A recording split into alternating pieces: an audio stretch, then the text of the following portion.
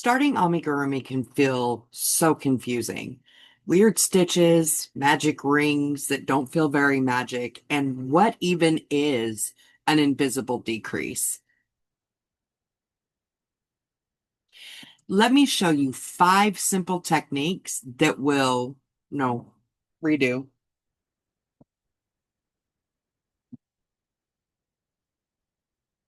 Starting amigurumi can be so confusing. No. Starting amigurumi can be so confusing.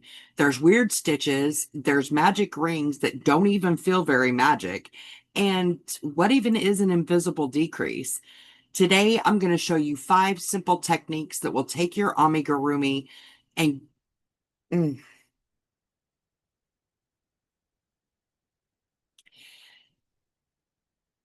jeez.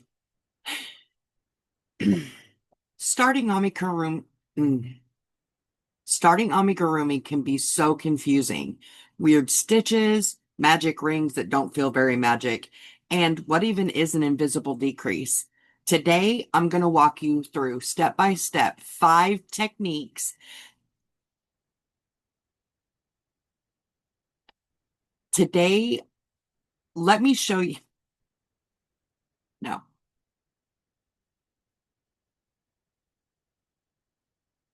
Today, I'm going to walk you step by step through fudge. Today, I'm going to walk you step by step through 5 techniques that will.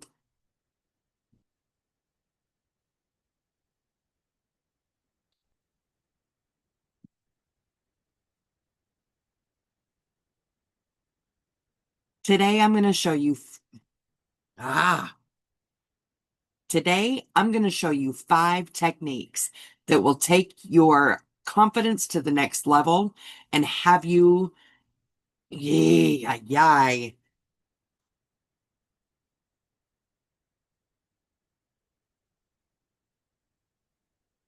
Today, I'm going to show you 5 simple techniques.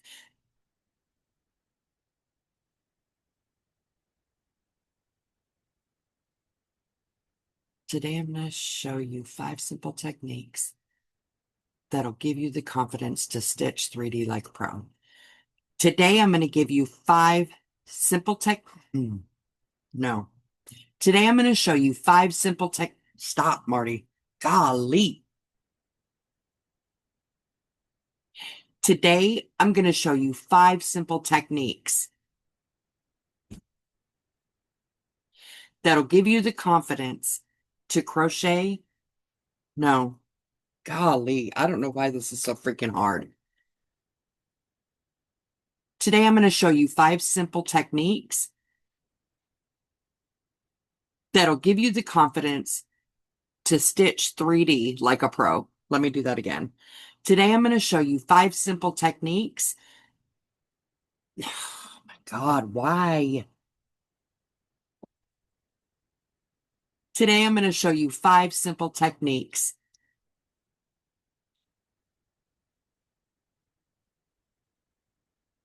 that'll give you the confidence to stitch 3D like a pro. Today, I'm going to show you 5 simple techniques. Wow, stop looking.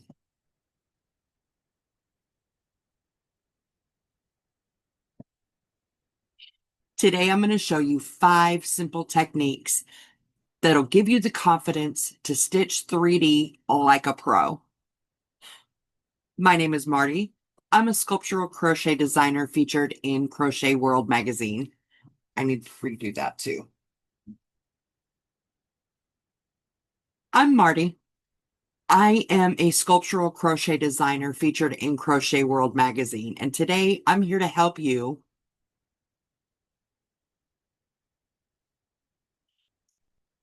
And today I'm here to help you master the skills. No. And today I'm here to help you master the techniques that'll bring your amigurumi to life exactly the way that you imagined that it would be. No.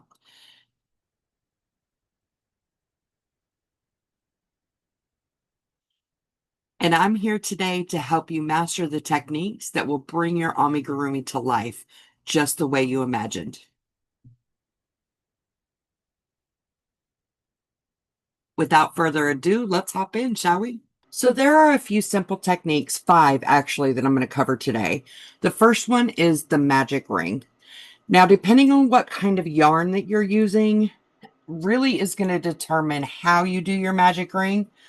But if you're using a worsted weight or most other yarns, the technique is pretty simple. It does feel clunky when you first get going though, so don't be frustrated if you don't get it right away. Keep trying. I promise it is worth the wait. So you hold the yarn right here with between your third finger and your thumb. Wrap it around the 2 and then cross it over and hold that with your pinky. Now you'll notice that it crosses over. There's a definite cross there. Take your hook and with the hook side down, not up, but down, go underneath the first loop, hook the second, pull it through and twist it. Like just twist it towards you, yarn over, and pull it through. And that is your magic loop. It's pretty sturdy. It's strong like that. Let's do that one more time. Hold the yarn between your third finger and your thumb. Wrap it around your first 2 fingers. Over again. Cross it and hold that with your pinky. That keeps this sturdy. Use your hook side of your hook. Use that turned down. Go under the under, over the over, and pull that through. Twist your arm like this, okay? Go back under the working yarn, the one that you have stabilized with your pinky. Yarn over and pull that through the loop. And then your magic ring is set. When you practice, you can get pretty quick at it. Going slow, once you get started going slow, really is difficult. So hook side down, up, under, over, and through. And that is how you do the magic ring. Now, if you're using a blanket yarn or a cashmere, is it cashmere? I don't know. If you're using a yarn that really breaks quite easily, like a lot of the wow, I can't talk. Like a lot of the larger, heavier weight yarns break pretty easy. So, or the fuzzy ones, really. The easier way to do that is to make a slip knot.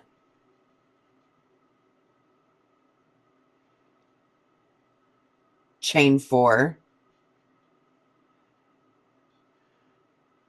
Go back into the very first chain and do a slip knot. Now, if you guys are used to doing granny squares, this is going to be very easy for you to remember, because for granny squares, this is how a lot of them start. And then you go right back into the center and start your row like that instead of doing a magic ring. Now, you can do this with your worsted weight yarns as well. However, it's not as tight a close as the magic ring. So be aware of that. If the hole right in here, like I'm going to do, usually I do 6 single crochets to start off. Some is 4, some is more. But on average, 6 single crochets. It still has that loop, right? 1, 2, 3, 4, 5, 6. That's 6. So if we close up these 6, because we're working in the continuous round, I'll explain that later on in the video. If you'll notice, there's still a gap, okay? Now, it's not so noticeable when you're doing a granny square, but if you're doing an amigurumi, let me see if I can show you.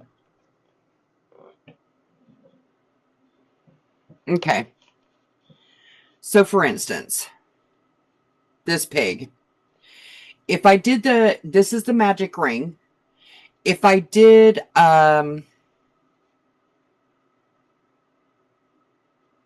the chain 4, it would be a lot looser. Okay. As you can see, the same thing here. Because there's not so many, it's not tight with the 4 single crochet. If you're using worsted weight. Now, your tension and how tight, you can try a 3 chain together, or you can just practice and get better with the magic ring, because it does provide a super tight beginning. So I'll show you with the magic ring. 1, oh goodness. 2, 3.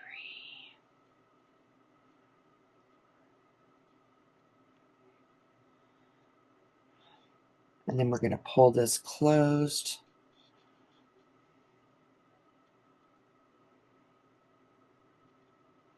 And working around. So, as you can see, it's super tight. Okay.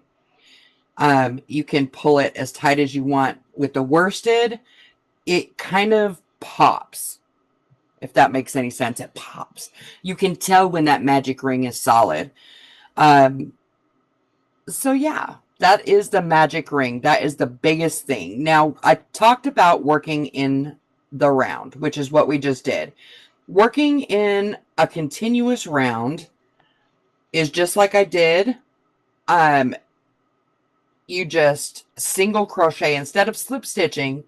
Now, if you are familiar with and usually do granny squares, a lot of squares start by slip stitching to the very first stitch, and then you just start and keep going. Let me show you. That is going to create a definite edge. Okay? Ooh. That's going to create a definite edge. You can tell where this first stitch is. We don't want that with amigurumi. We want it to be continuous. So instead of slip stitching, when you see a continuous round, or they might word it as working in the round, instead of slip stitching, you just keep on working. You just keep on trucking, right? We're going to do an increase. And you could keep going all the way around. Now, it is very beneficial when you're working in the round, working continuous rounds, regardless of how the designer phrases it. Mark your first stitch. Some people mark their last stitch. That's fine. Just make sure you mark the very beginning or the end of this row, because there's no definite beginning or end, right? When you do increases, whether it's a increase by 3 or increase by 2, you always do, just like in wearables, in blankets, you're just going to put more than 1 stitch in every single round, in every single stitch of that round. Oh my goodness. So I'm going to go ahead and increase in each stitch around here, because the next thing I want to show you are the decreases.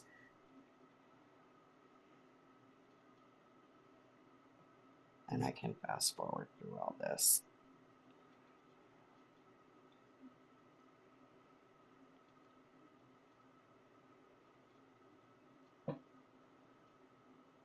Okay. Now, usually when you decrease, you go through the stitch and pull up a loop. Go through the next stitch and pull up a loop. And then pull them together. Now, there's nothing wrong with that. In amigurumi, you definitely can decrease that way. but it does leave kind of a bulk during the decrease. An invisible decrease, on the other hand, lets you decrease without the bulk. So in order to do that, you're just going to insert under just the front loop of this next 2 stitches. Front loop. You don't pull anything through. You just, through the front loop on the one, lean directly over and grab the front loop of the other. So it kind of looks a little tight, right?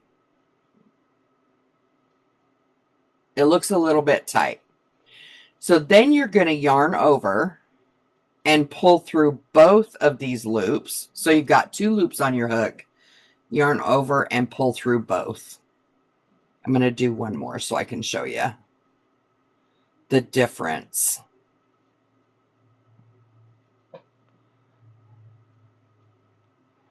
Okay. So if you'll notice, these are the decreases the regular way. You see the bulk, and this is the decrease without. Okay. So for the invisible decrease, now usually, okay. So for the decreases, usually you'll go in through one, pull up a loop, in through the next, and pull up a loop, so that you have 3, and then you go over. That is the typical decrease in crochet.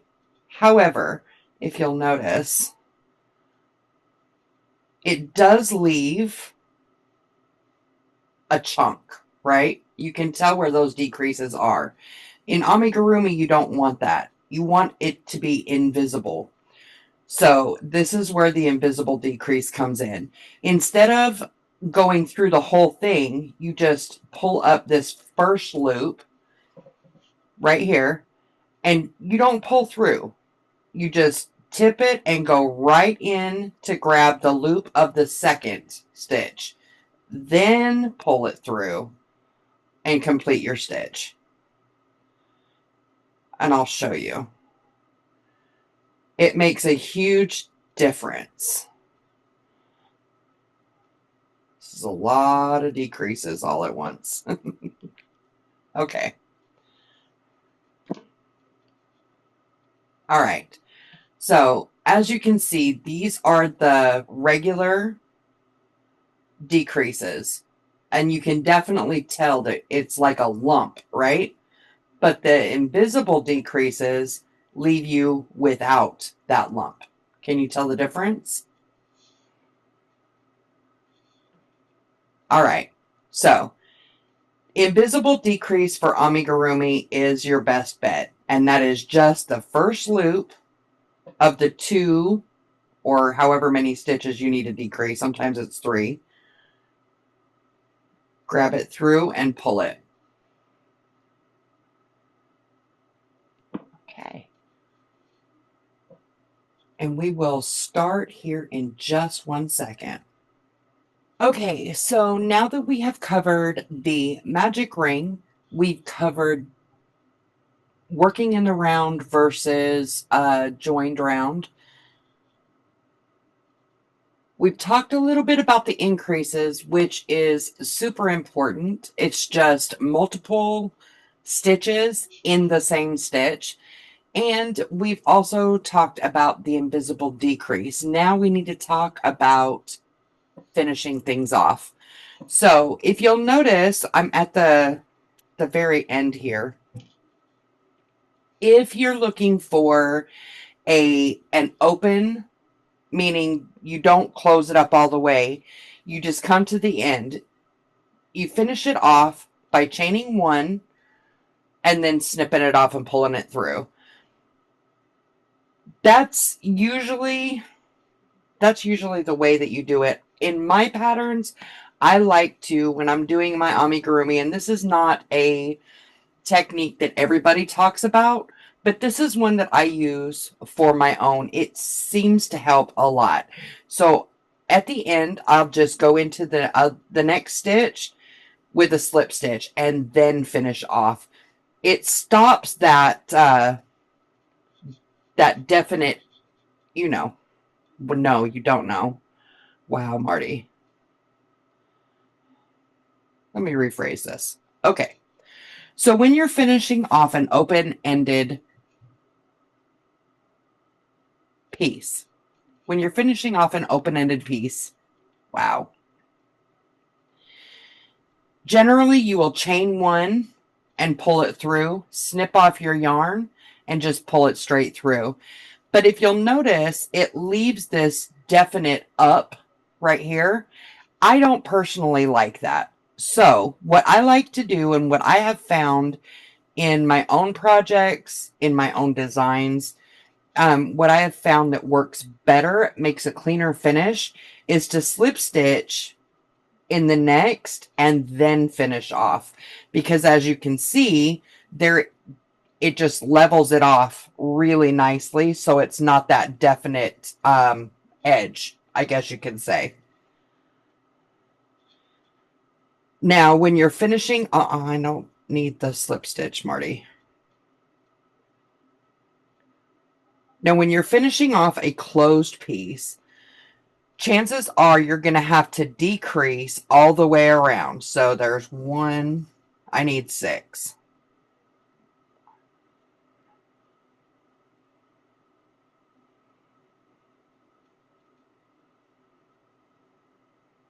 I can speed this up too. 3. Ah.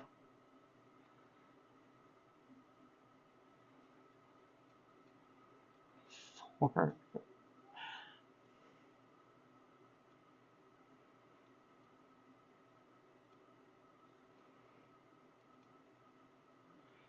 5 and 6.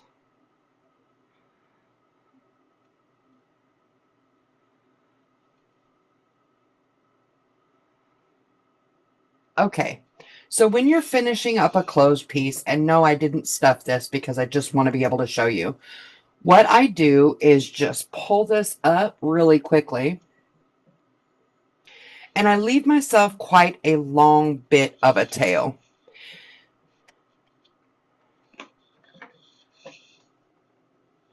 Using a needle, I'll just pull this through, thread the needle.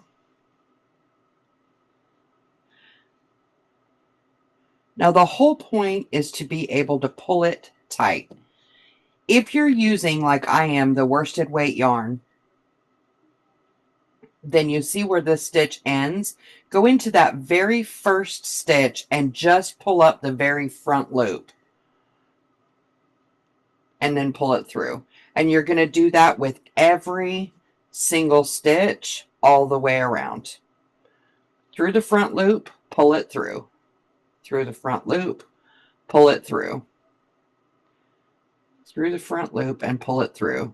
Now the last stitch does kind of look a little bit odd. It's a lot more puffy. You're going to put your thumb right here on the top and pull it tight. Okay, that's going to seal that closed. Let me squish this out so you can see. That's going to seal that closed. And then you're going to weave in your ends. You're just going to go through to keep that tight down like that. And then just weave it through just so that you know that it's in and it's not going anywhere.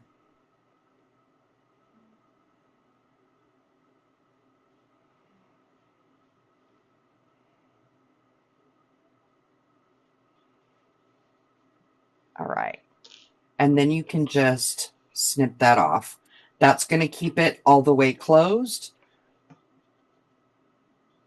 Like that. So that's the front where we started with the magic ring. And that is the end close up. It looks very, very similar. So as you can see, these techniques are super simple. Some of them, like the magic ring, can be a little bit more challenging to master. However, getting all of them down, that is your arsenal to make your amigurumi look exactly the way that you intend it to look. Um,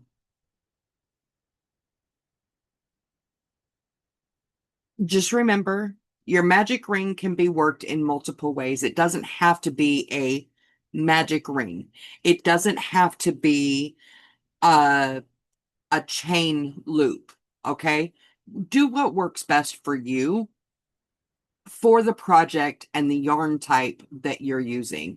Increases are the same regardless of what type of crochet that you're doing, whether it's wearables, amigurumi, whatever, it's the same. Just multiple stitches in one. It expands it. The working in a row versus the joined round. Most amigurumi is worked in the round rather than having the rounds joined with a slip stitch. However, there are some instances where joining with a slip stitch is preferable. So just take note of the pattern that you're working on, and it'll tell you exactly what you need to do. And we also talked about the finishing the open pieces as well as the closed off, more rounded shapes. So you now have everything that you need to make your amigurumi exactly the way that you want it. If you want more information on shaping, I do have a video coming up right now that you can check out, and we'll see you next week.